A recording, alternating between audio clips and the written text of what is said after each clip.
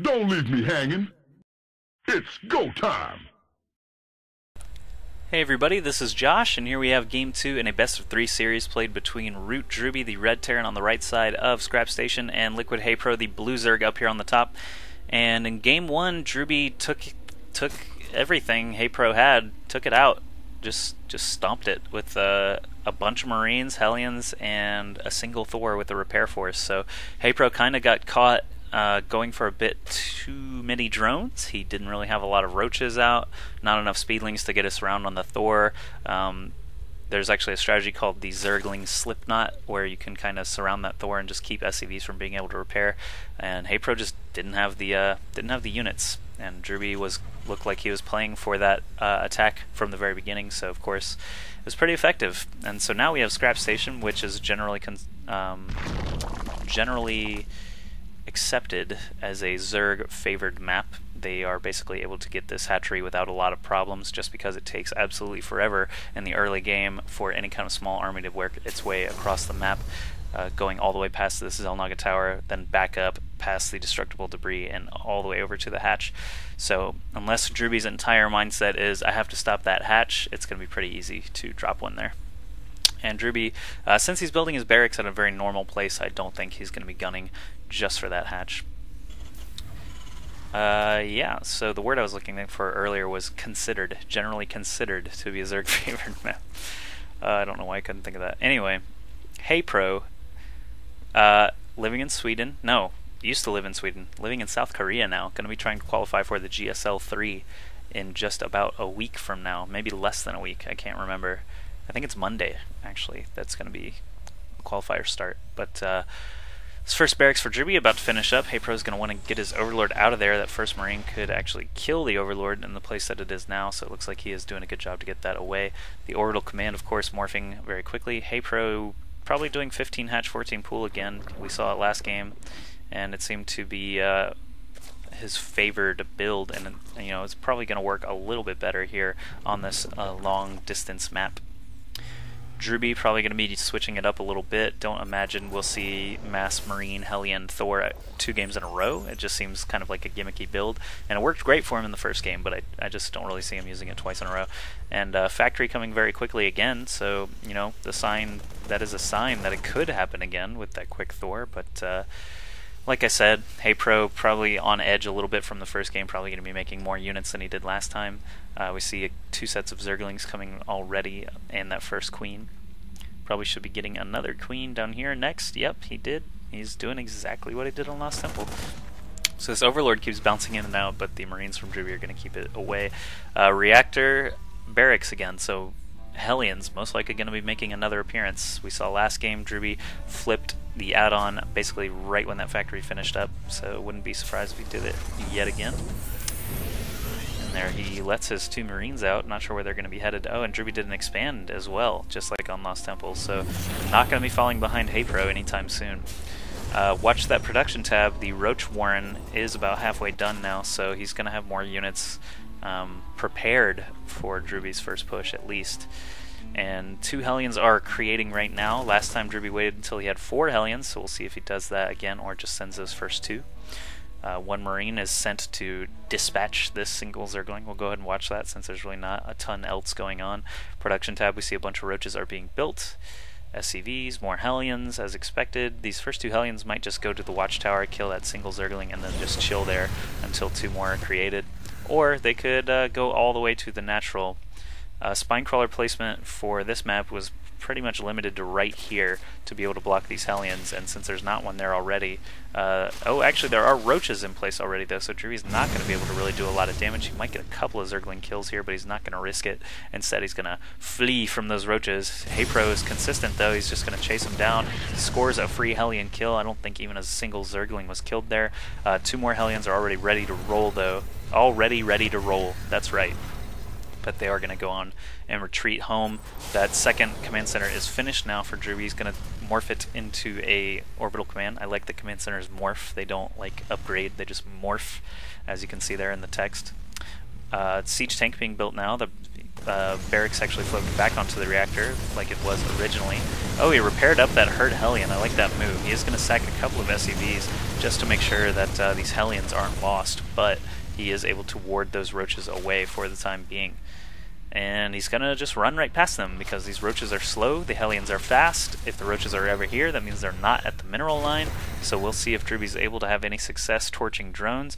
HayprO looks like his roaches are just gonna join up, start taking out the destructible debris.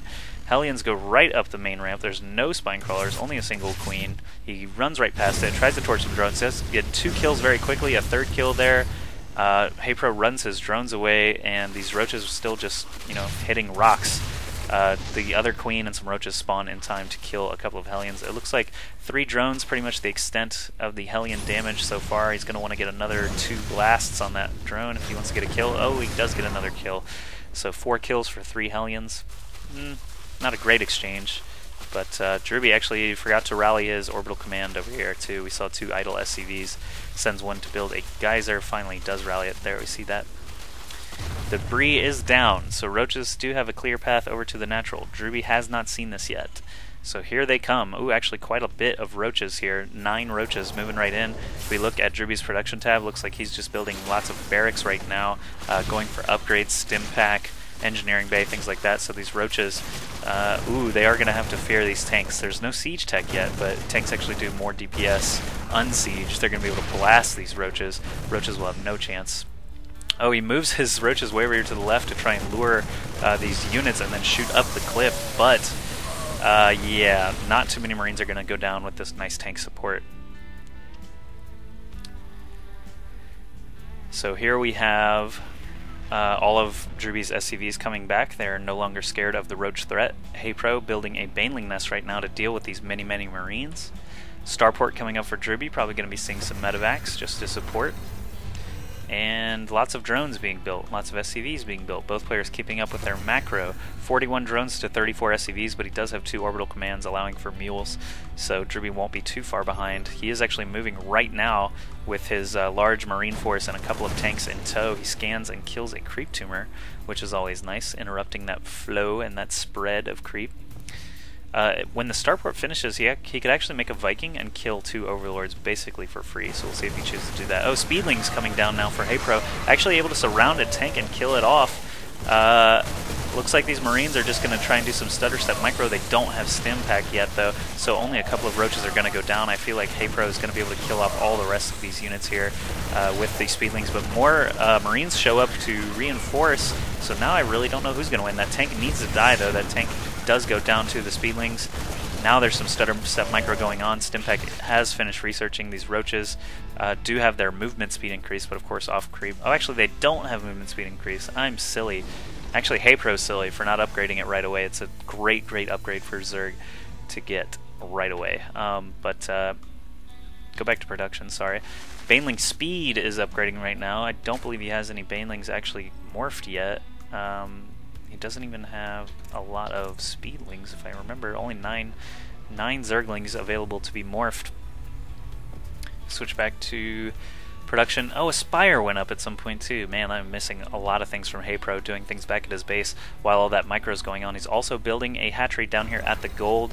He's also getting Zerg flyer attacks level 1, so these 10 mutas that pop out will have a good chance to do some damage pretty quickly. I don't believe drewbie's really prepared for this many Mutalisk. He doesn't have any turrets built. He does have an engineering bay though, and he's just creating medevacs out of that starport and not Vikings. So the Mutalisks, if they're microed well, could do a lot of damage as long as HayprO does some good decision making, doesn't really sack the Mutalisks for needless reasons. I've seen a lot of Zerg players just not be careful with mutas. They're great for keeping a Terran scared, basically keeping him in his base, but if you sack them to Marines or don't pay attention and lose them, then of course your huge advantage gets lost very quickly.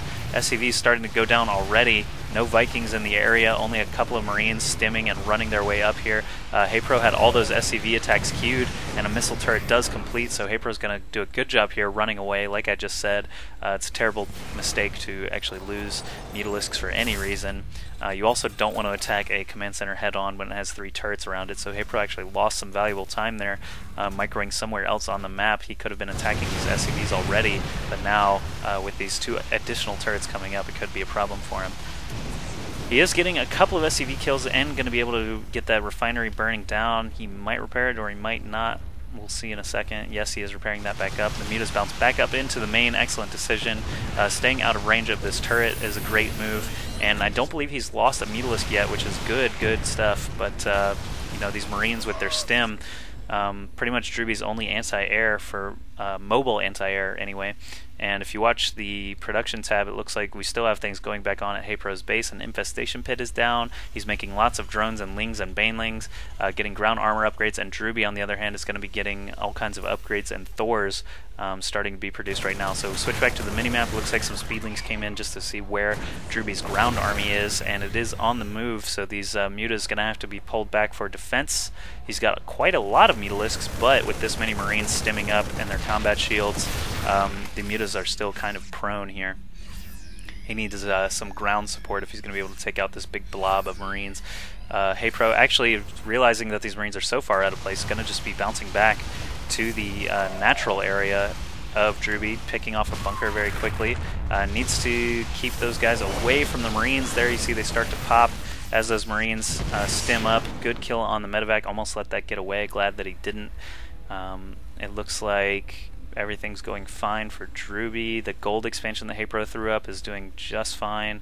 62 drones to 43. He'll probably want to stop making drones around 70 or 80 just to make sure that his army can keep up.